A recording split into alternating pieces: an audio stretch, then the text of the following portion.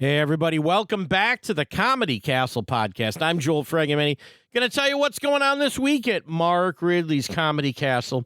We got a great interview in a couple of minutes here with Bryan McCree, our headliner this weekend. But let's tell you what's going on. It's a holiday week, right? A little different, but a lot of fun stuff here, including tonight as I'm recording this, November 26th at 7:30 p.m. The Detroit to LA semifinals are round two. So this will be the final folks making it in to the finals of the Detroit to LA comedy competition. Jason Filan Merez is going to be the MC. He was on this show just a few weeks ago, and a lot of fun people. Without giving you any favorites, Mike Boone, Rom Kelly, Heatherson now, Barb Modrak, all comics I really enjoy watching. Smada Adams, I think, is going to be closing it out, or maybe he's a contestant. I don't even know. But it's so much talent. It's $10. Detroit to LA, that's tonight at 7:30 p.m. You get to vote.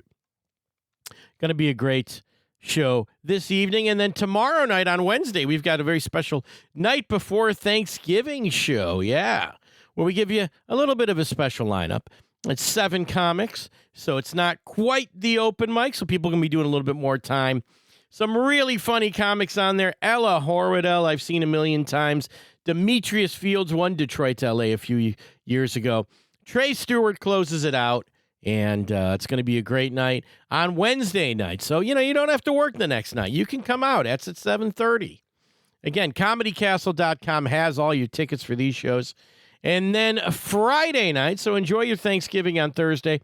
Friday, November 29, we've got Bryan McCree in the house. It's going to be a great night with Bryan. James Gregg opening and Tanya Murray, our feature. We're going to talk to Bryan a little bit, but Bryan has been all over the country doing comedy, and he's got a great story, a great history at the Comedy Castle. And as you'll hear in our interview, one of my favorites to work with on the road. Always fun talking to Bryan.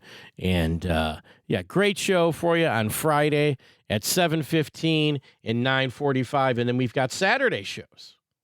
That's right, Saturday, 7 and 9:30.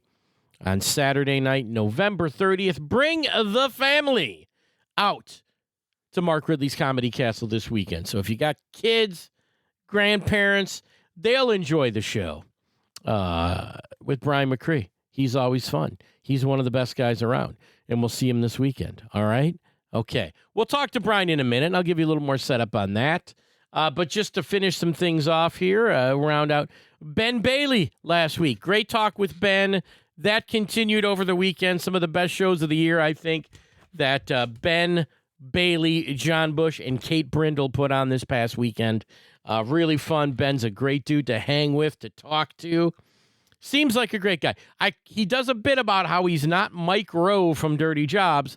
I called him Mike several times in the green room and felt like an idiot. And I don't know if he liked that all that much, but Ben's a sweet man who I really enjoy, and really some of the funniest shows. Check out his new special. We plugged it on YouTube for you to watch, and his new special on YouTube is great. Very different from what he did at the Comedy Castle. He's kept working on that new hour.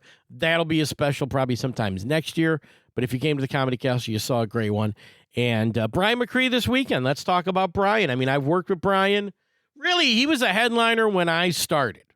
All right, so he tells us in this interview how he got into this game out of Flint, Michigan, and it tells us about growing up in Flint, starting comedy in Flint, how improv made a name for him in stand-up comedy, and he got to work with a lot of famous folks over the years. You'll hear some of those names and those stories.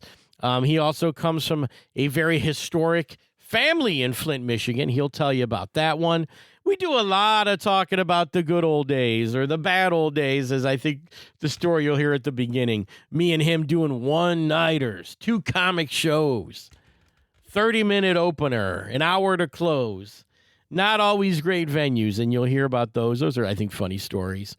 And we'll talk about what was on TV back in the day. He does a great story about seeing Rich Little and of course, the Impressionist. If you're not old enough to know Rich Little, he was everywhere. Did all the impressions of all the old Hollywood stars, and he'll tell you about Rich Little. He saw him live.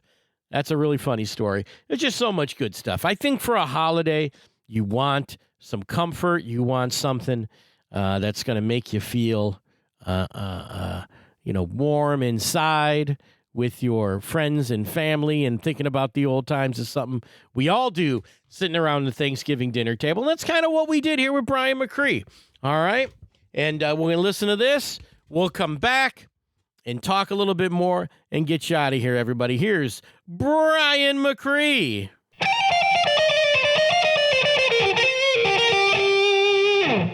Ladies and gentlemen, on the other end of my line, it's one of my oldest friends in comedy.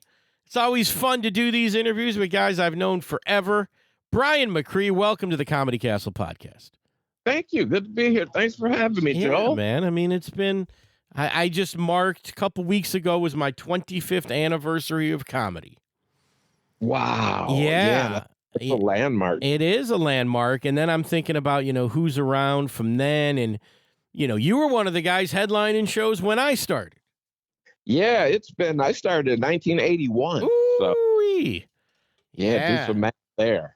So, yeah. You dude, I remember you and I at the Bull Ring. I thought you were the white guy. I thought they were going to lynch you. The Bull. Okay, so that place might be my least favorite venue I've ever played in 25 years of comedy. Is that right? It really, and I performed at the Gathering of the Juggalos many times, right? Right. I mean, the Bull Ring. You're like family. You're like family over there, though. I guess so. But here's the thing about the Bull Ring. So what town is Bull Ring? It's up... Goodrich, Michigan. Goodrich, Michigan. Don't go there. Here's my point, though. I think it was just a thing where this audience is sitting down and they're like consuming a meal. Yep. And, as the opener, I would go up there, and I think it was just two comics, so you were cold, right? You just went up cold. Yeah, as and the that's feature. The thing about it. Yeah, it was just a 2-man show, and you go up and people are finishing dinner, and it's a hard show to open. And I definitely I have looked back in 25 years, and I think I've grown as a performer, Bryan, in this way. Right. I was just, comics ain't shit because we laugh at the wrong stuff. Exactly. But honestly, what I've learned from standing in the back of the room at the Comedy Castle is you can't force this stuff on people. And no. I think as a young comedian, I would give them the jokes that I knew would work at places like the Comedy Castle.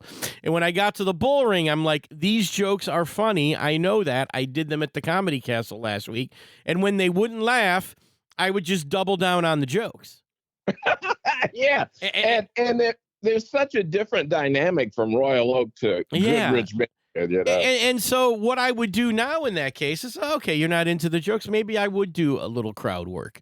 Maybe I would make it a little harder on myself, or just not care, or whatever it was. But I cared so much about doing well because, you all heard those stories, and these were true about, well, if your show's not good, it's going to get back to the agent. And when John Yoder hears that you didn't do well, you're not going to work any of these rooms. It was every gig felt like life and death. Well, back then, too, they could fill your calendar. Yeah, absolutely. And so, it's like, here's the worst gig they got. And if you don't do good on it, you can't do Dr. Grins and Connections and these good places that you want to play. And so it was like, I was living on comedy money, which isn't something I suggest people do until they're a little more established. But, I got the advice to not have a day job. Yeah. Yeah, that's a tough gig right there. I definitely was sort of a little high strung and thinking about the Bull Ring and stuff. But that was always a thing when I worked with you. And those guys that that I worked with regularly back then, is you guys would always have a nice show. Yeah, it's you made it work. It's easy to ride the wave, though. Yeah. I respect openers because it's a tough gig, man. It is. It's still tough. People are just settling in and they have high expectations, and and the Bull Ring is it's a bunch of mouth breathers, man. I love the shit. Do they still have shows? The owners are good friends of mine, but you know, there's some mouth breathers in there that come to the show. Listen, when you see them this holidays, tell them Joel said. No, don't tell them anything. we never talked. Keep that between us. But here's the thing. Forget about the bull ring. Let's talk about Mark Ridley's Comedy Castle, because this is a return to the stage. You said before we started here, not since the pandemic have you been on our stage at the Comedy Castle. Yeah, it was before the pandemic. And, you know, everything now is before or after pandemic. You know, that's the benchmark now. Yeah, absolutely. Yeah. But it's good to have you back. I mean, I got to imagine you starting in 81 would have been one of the earliest comics on the club, right? Locals? Yeah, you know, the thing about it is when I started back in 81, I was basically really local, like here in Flint. Okay. I hadn't really been introduced to the Detroit market yet. So I was doing stuff like back then there were gong shows and, you know, it's kind of like today where people invent their own venues, you know? Yeah. And I used to open for male strippers, female strippers. Okay, yeah. Yeah, but it was just a kind of make your own landscape kind of thing back then. Yeah. And then I started doing comedy improv in the mid 80s. Mm-hmm. And then I met a guy doing improv. I met a guy that came out of Detroit, actually, named Jonathan Round. Okay. And Jonathan Round was a improv god, you know. Mm-hmm. He was a teacher, a performer, director, and we had the good fortune of getting John Round to come in and direct our improv troupe. Okay. So John Round actually introduced me to the Detroit market. And I started going to Chaplin's on Mondays. The new comedy night would be there. And then, you know, of course, the Castle, which is, you know, the Castle is the benchmark, man. You know, you know, you've rounded the corner in your career if you get to play the Castle, which was always special. Who'd you work? Did you work with big names back in like that 80s boom period of the comedy clubs? I did. I worked, I opened for Sinbad. Oh, wow. I used to do concerts. A good friend of mine who lived on my street growing up got into producing concerts.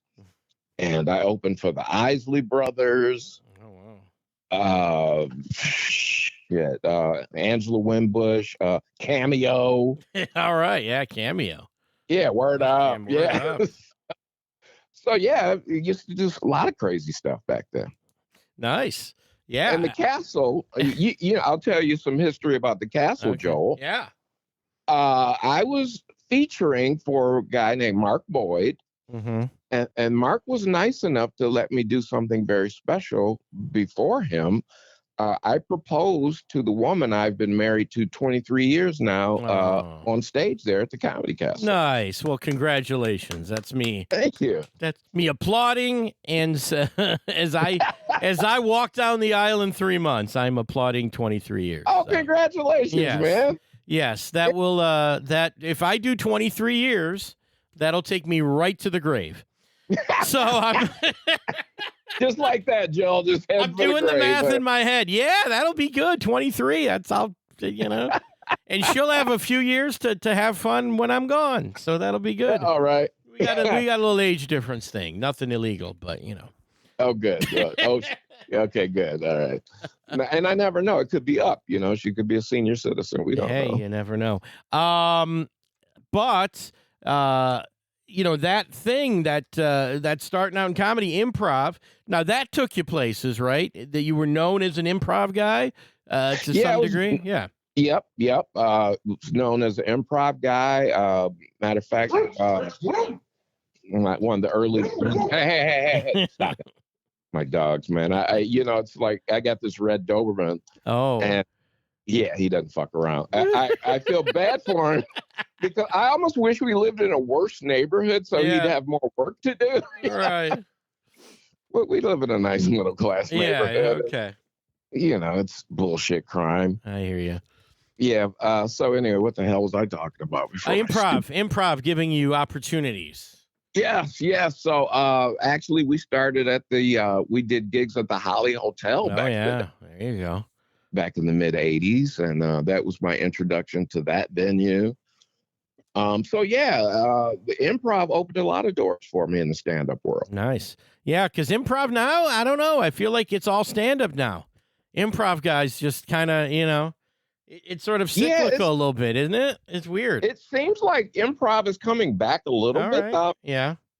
Yeah, I don't know, but yeah, I mean, money-wise, was the big thing. Yeah, You can't make a lot of money if you're in an improv troupe. Bill Hildebrand told me, I think I asked him, I must have been 3 months in or something. I said, Bill, should I do improv? And he said, do you want to split the check 5 ways? And that was how I learned. That's how I learned. That was my worldview on improv at that point. And Bill Hildebrand was the best at advice, Yeah, he was. He was tremendous. He was blunt. Yeah. He knew the business. Yeah, I miss him. Yeah, we're losing a lot of. So I'm glad you're still around, man. We're losing people. Oh, hallelujah! Just lost Norm, and I mean, come on. Yeah. Whew. Yeah. And Ricardo Flanagan. That was a shock. That was a big one. Yeah. Speaking of over COVID, people always said, "I don't know anyone who died of COVID." And people go like, "I don't know anyone who died of COVID," and I'm like, Ricardo Flanagan, right Thank there, you. Healthy young man.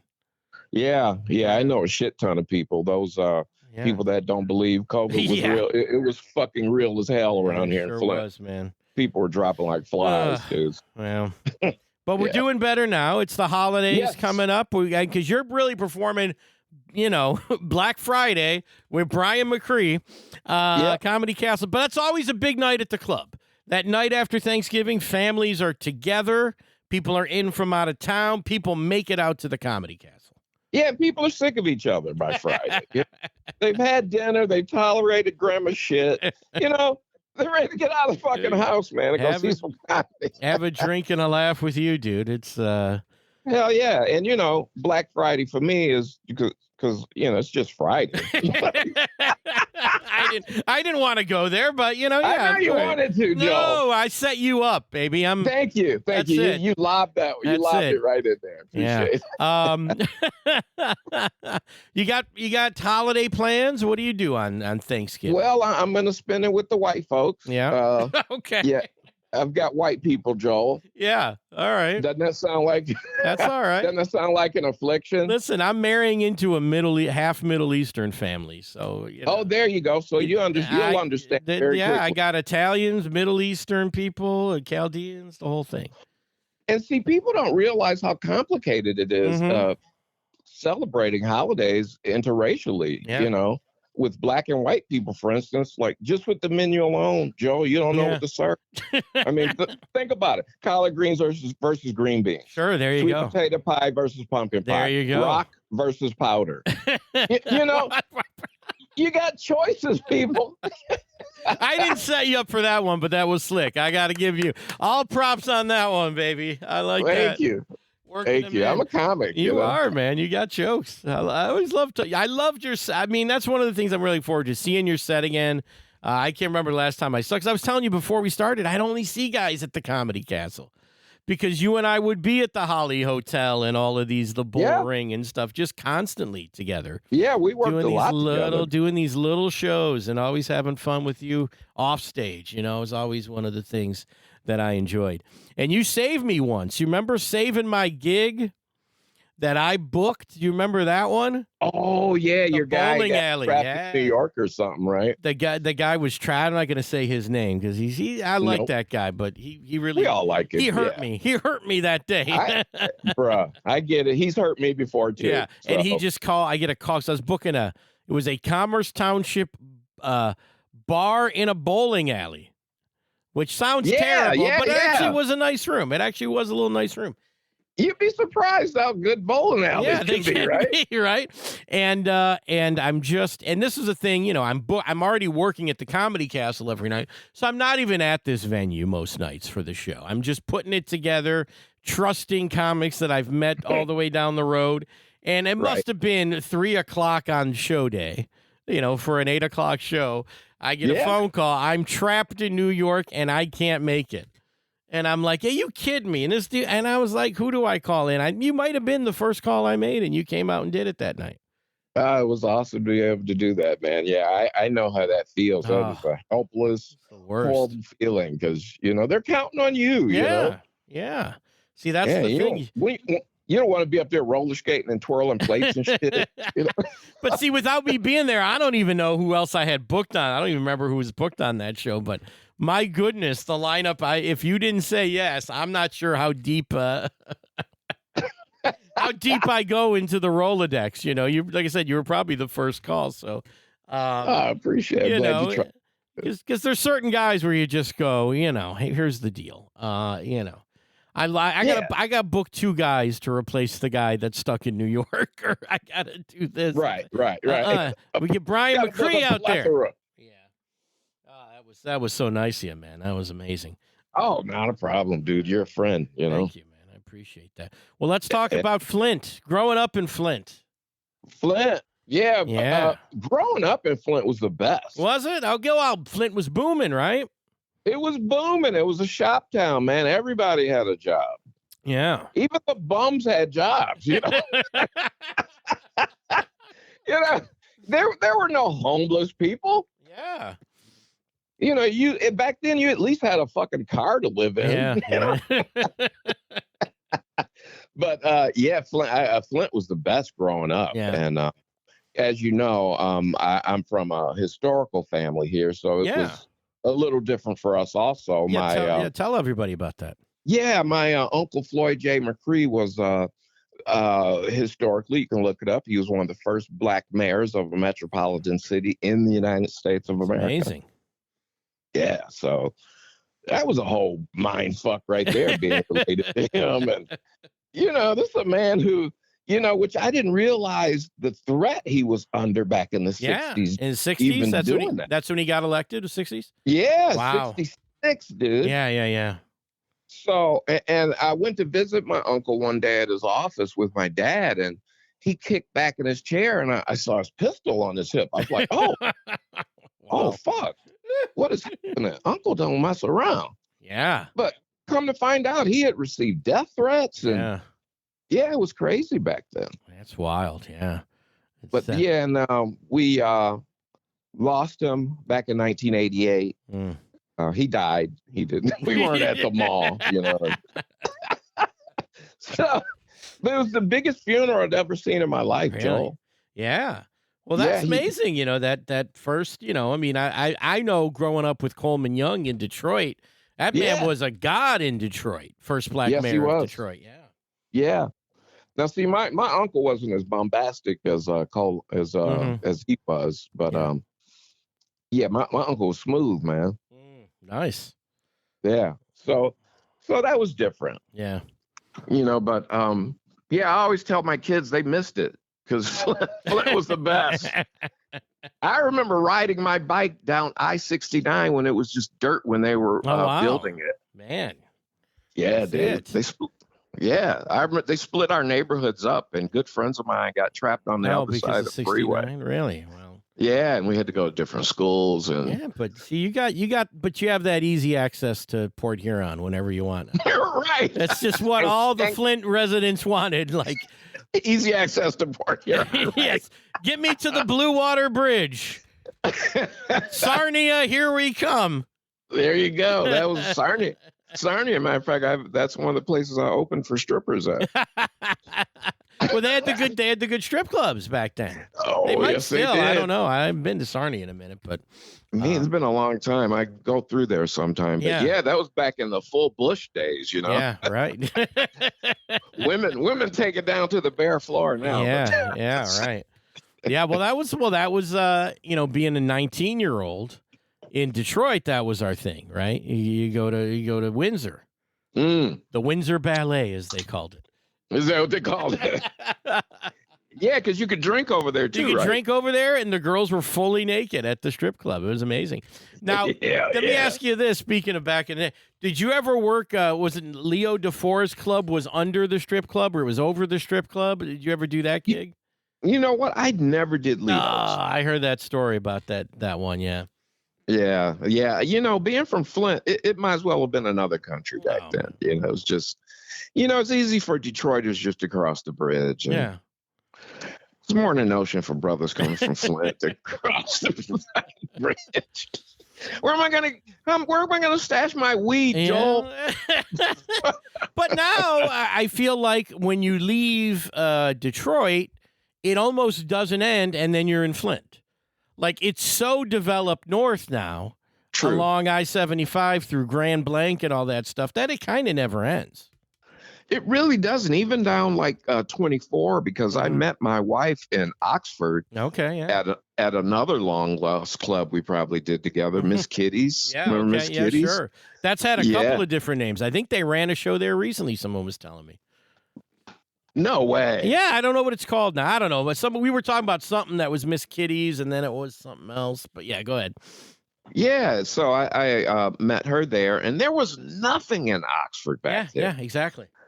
Now you drive up 24, just like you said, you know, it's just all developed. Yeah, it never ends.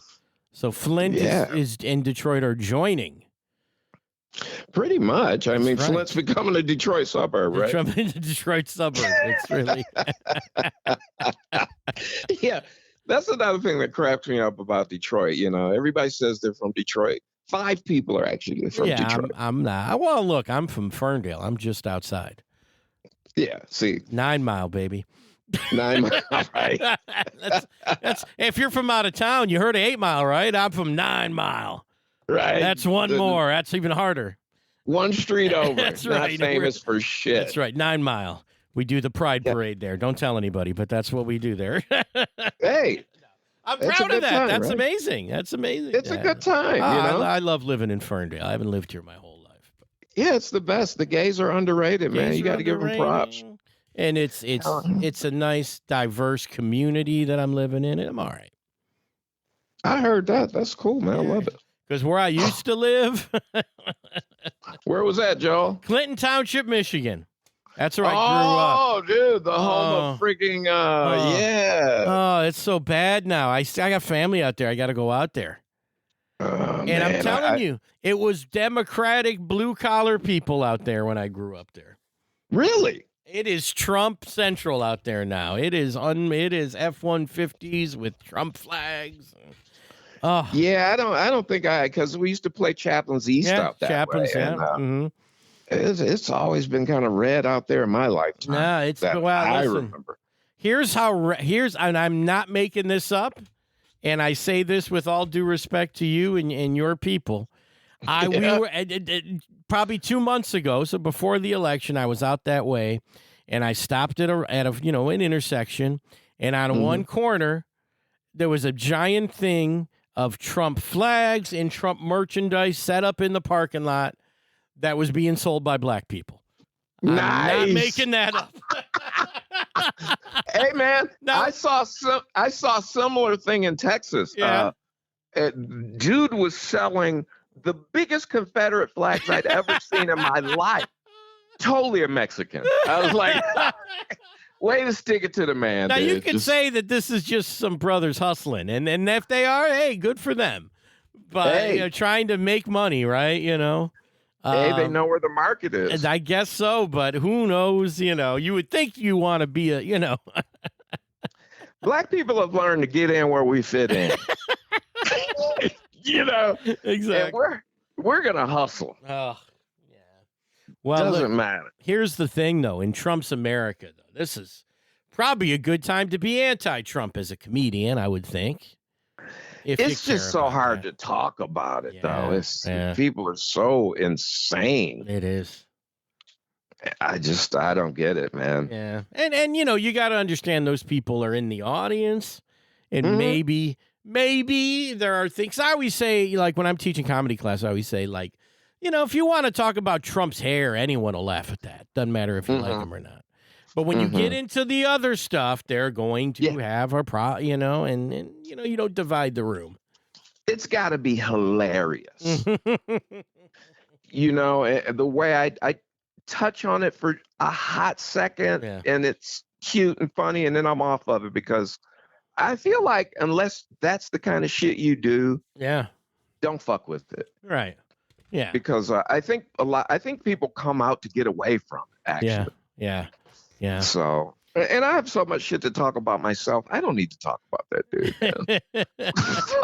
It's all about me, Joel. It's all about Bryan McCree this weekend at Mark Ridley's Comedy Castle.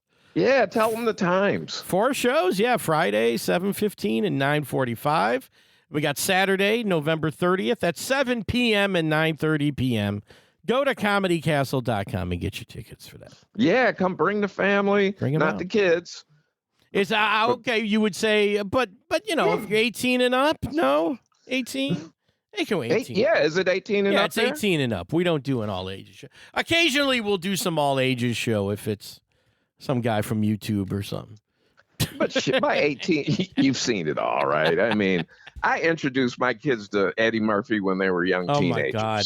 I think about stuff that I watched because, you know, I was that age of, and probably you too, cable television got big when I was about 10 years old. Mm-hmm. So we had that HBO, the comedy half hours, all the Eddie Murphy specials. Yeah. But I mean, I remember being a kid, you know, in the 5th grade watching, you know, a Buddy Hackett special on HBO. Yeah. Yeah. Good times, man. You imagine showing a 10-year-old kid a Buddy Hackett routine now? Hey, Joel, we were back in the 60s, we were like 11,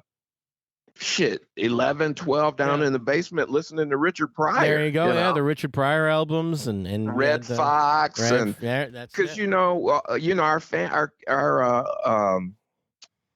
parents would have these party albums. records. Yeah. Yeah, and they were hilarious. Rudy Ray man. Moore. Yeah. Hell yeah. And people don't realize, like, I had the opportunity. Have you ever seen Rich Little live at all? No, I've never seen him live. Dude was blue as fuck live. Was he? Blue, dude. Yeah. Because I remember seeing him on Ed Sullivan and Carson and all that. Yeah. And a buddy of mine and we went and saw him in L.A. And him and a bunch of other guys, man. It was like a tribute to Sid Caesar. Okay. And John Knotts was there, and fucking Rich Little did a set. I was like, oh, shit. It was hysterical. It was blue as fuck. I loved it. I don't know. I haven't seen. I'm assuming he still performs. I don't know. Do we know? I don't know. I haven't heard his name in a while. He would have to be quite old. But I would also think that unless he's, you know, spit shine that act, he's probably everybody he impersonates must be dead at this point. But maybe that's a hook. Like, here's George Burns. Yeah, you know. No, he's probably doing Denzel and shit now. You think so? I don't think Rich Little's doing Denzel. I that one I don't see.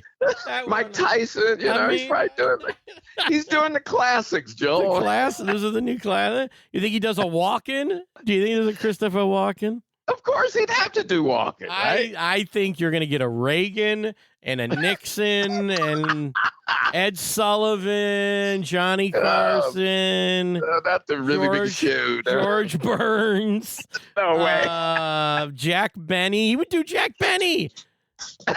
I've never seen, like, I remember being a kid, I've never seen Jack Benny, but I would turn on TV and everyone was doing Jack Benny. I go, who the hell is Jack Benny? I don't know.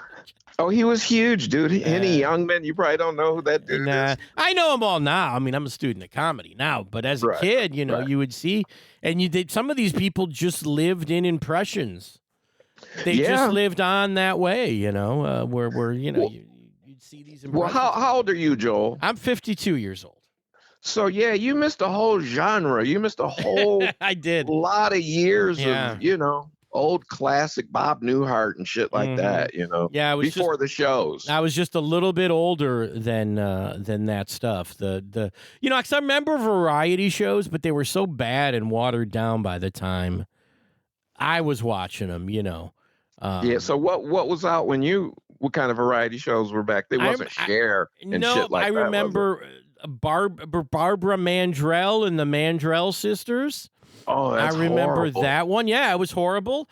And I remember stuff like, you know, Hee Haw and Lawrence Welk. Hee Haw, yeah. You watched Hee Haw? Yeah, of course. That's all that was. We had 3 channels, dude. Yeah, and the shit came. I think it came on after like Mutual of Omaha's Wild Kingdom or some crazy shit. And black people, we used to like to watch lions fuck people up. Remember and then I remember like the daytime things were like Mike Douglas, Dinah Shore, Merv.